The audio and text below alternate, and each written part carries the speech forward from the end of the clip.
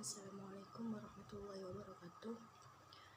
Nama saya Irma Susabila dari jurusan Pendidikan Bahasa Arab semester 4 kelas A.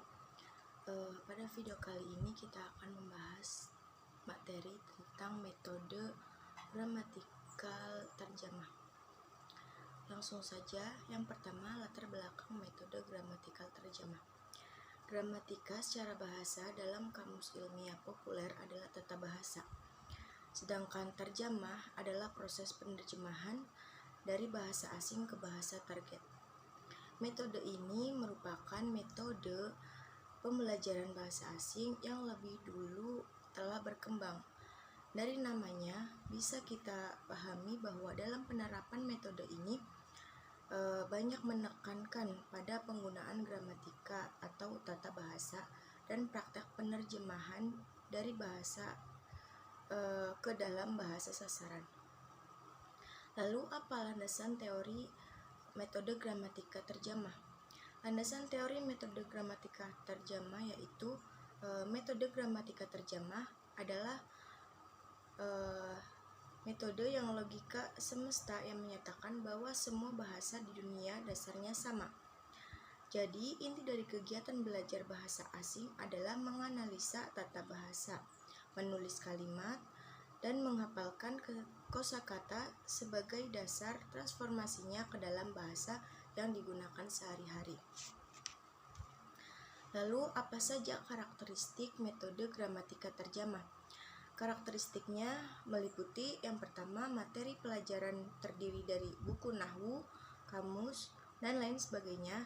Yang kedua, ada kosakata diberikan dalam bentuk kamus atau daftar kosakata beserta terjemahnya.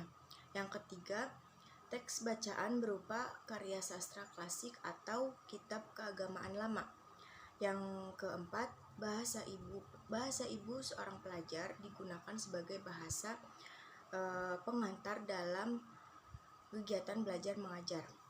Dan yang terakhir, peran guru aktif sebagai penyaji materi, begitu juga sebaliknya peran siswa pasif sebagai penerima materi. Adapun tujuan metode gramatika terjemah, yang pertama ada agar peserta didik pandai dalam menghafalkan dan memahami tata bahasa.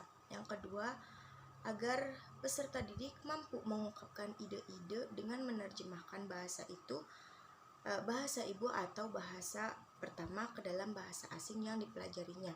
Dan yang terakhir, agar bisa membekali siswa dalam memahami teks bacaan asing.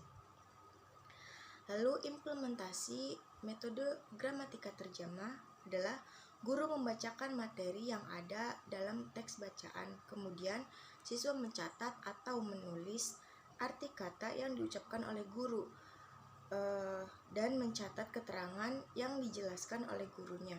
Kemudian guru menganalisa gramatikanya dengan cara memberikan pertanyaan kepada siswa meliputi materi-materi yang telah dijelaskan. Lalu apa peran guru dan peran siswa dalam metode gramatika terjemah? Peran guru yaitu sebagai media sekaligus sumber belajar. Lalu ada juga guru memberikan pengenalan dan definisi kaidah-kaidah tertentu atau menjelaskannya.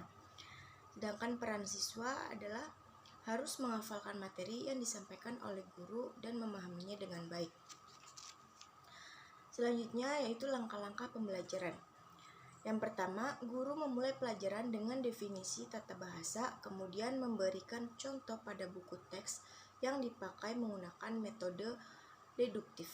Yang kedua, guru menuntun siswa menghafal daftar kosakata dan terjemahannya atau meminta siswa mendemonstrasikan hafalan kosakatanya.